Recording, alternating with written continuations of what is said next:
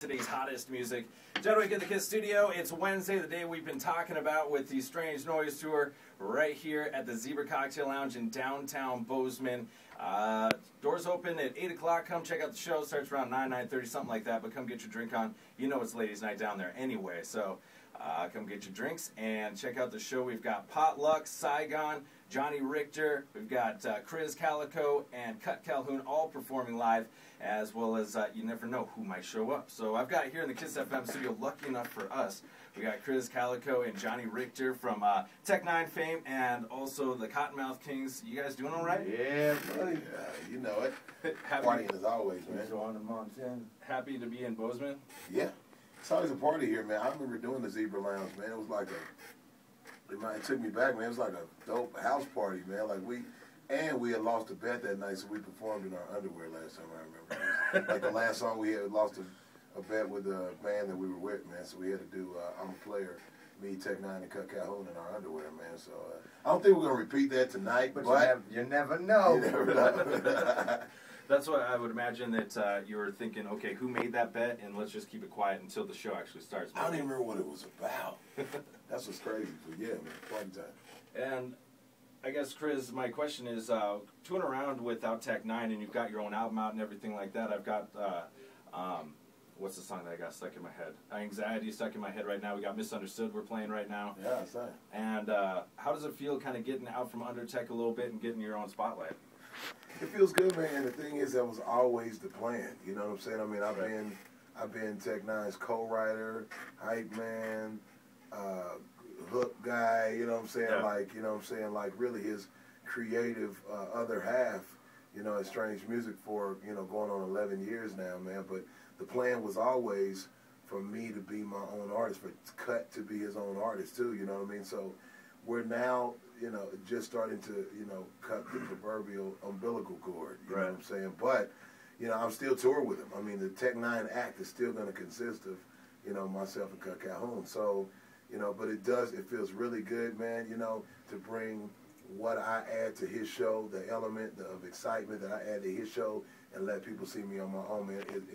It's a refreshing thing in my career right now. Well, because last time you guys came through, both Tech 9 and Cottonmouth Kings, and the energy, the vibe that you guys all bring is just so crazy. Yep. It is like a house party, like you were saying. Now, with the Cottonmouth Kings, I mean, does it feel good? Same question, basically, to be on your own, be free a little, have a little bit more room on the stage. It's definitely. I mean, yeah, it feels good. It's definitely a different thing, just having the full creative control and getting able to do my own show, but at the same time, it's a little different being up there, not having everybody backing you up and jumping around. It's kind of, it's all up to you, but it's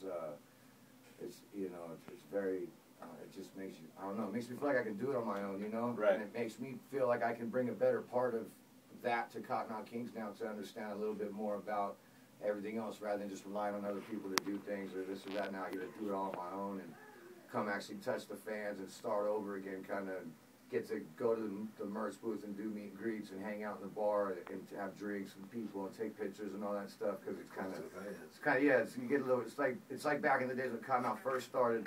That's how it was, and then now it's kind of gotten a little crazier with everything. So it's just on a bigger scale, but getting back to that roots of it all is just it's very fun. It's liberating, Do you find yourselves going in different directions than you have in the past, just because you kind of have that freedom?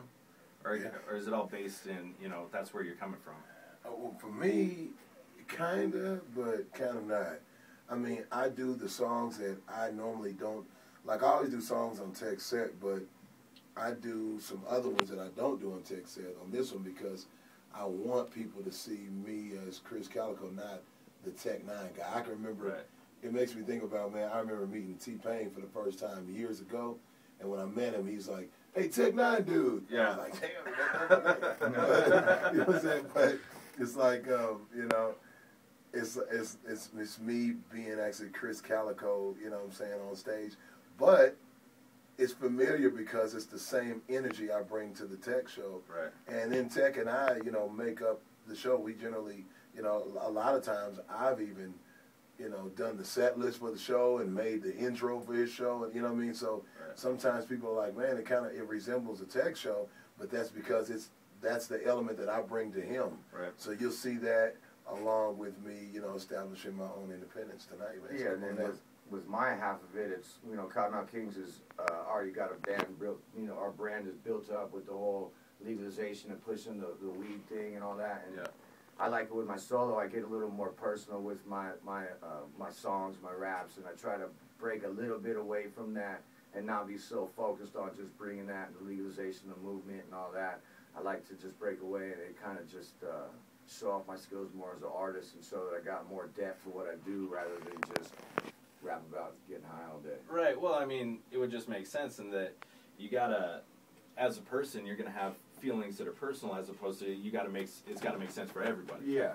And when you got four guys writing a song together, you know, or four different people coming up with different song ideas, you get all the different input from all that into one. But when you're doing it by yourself, it's just your input and it's your take on the whole subject. what messages do you think that you've gotten out on a personal level that you're most proud of? I think when I do a song called What Kind of World, it kind of talks about what's going on. It's becomes very relevant as well, just talking about how if we don't like just take responsibility and kind of grow up and try to change things a little bit, that this world's going to fall apart. If you look at all the disasters going on everywhere from Japan to Haiti to Indonesia to Thailand to Katrina, still not fixed, you know, and it's coming around and going everywhere, and it's crazy. A lot of people are in hard times, the economy, everything else, and everybody just kind of needs to grow up a little and take responsibility and try to make a better place for the generations to come. Well, and if you take responsibility for it and you move on a little bit, then you also get that chance to party a little bit, which is what the show's really all about. It's all coming out and having a fun time. Yeah. Hit them all with the party tracks and then give them something to take home and think about. But at the end of the day, it's just one huge party from start to end with everybody up there, potlucks, doing their thing. Cut Calhoun comes out and represents. Saigon's killing it from Brooklyn. He's got a great record out right now. And Kaliko, everybody, you know. Well, that's what everybody, I'm looking at the bill, and everybody's super strong. I mean, the more I look into it, because, I mean, until I saw this tour coming through, I didn't really look that deep into Johnny Richter. What's he doing solo? You know, what's Krizz doing solo? I mean, I That's saw the your purpose, album out. man. That's the purpose.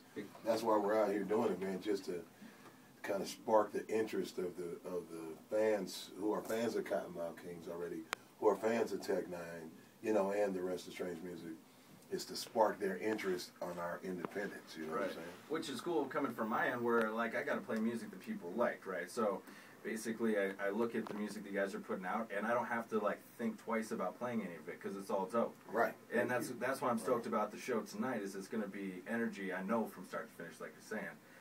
What can we expect, I guess, if someone's coming down and getting their tickets right now? They're going to Cactus, they're getting their tickets, and they're going to come to the Zebra. You're going to be, I'll tell you what you can expect, man. It's going to be, it's always a wild party. I think that was one of the reasons why us and, you know, we've been touring with Cottonmouth, man, forever. Right. You know what I mean? For like the last 7 years. And how I guess, sorry, Dave. Go ahead. I was just going to say, how did that come together with the Strange Noise? You know, it's the strange music and the suburban noise. How do you guys have such a great relationship? I think it happened from that first tour, man. The Wicked Wonka tour. Wicked Wonka tour with ICP back in the day, man. We toured with them, and we, I don't know, we established this, you know, Bone Thugs and Harmony were on that tour, and we got cool with, you know, a couple of members of that group too. But I don't know, man. It was like a brotherhood with Cottonmouth, and we established that with them, man. And we, I don't know how they ended up. You know, how the powers that be from both of those labels ended up establishing that we should do a tour together, but it worked, and then we just kept doing it, and kept, you know what I mean? It's a lot of similarities with the two labels, because they're both underground, they're both, you know, we're both very, we like to go out and tour, and we like to get in touch with our fans and do that, and we just have a lot in common with the two labels as far as how we run our businesses. And then just all the personalities seem to just click too, so it's a no-brainer. How does it feel to not be on a major and doing your thing? I mean, looking at it from where we're at, it just seems like you guys have so much freedom to go out and tour, like you say, and make the music. We do, man. That's the name of the game. It's liberating. Yeah. It's very liberating, man, because I don't have anybody telling me, hey, don't do that kind of song.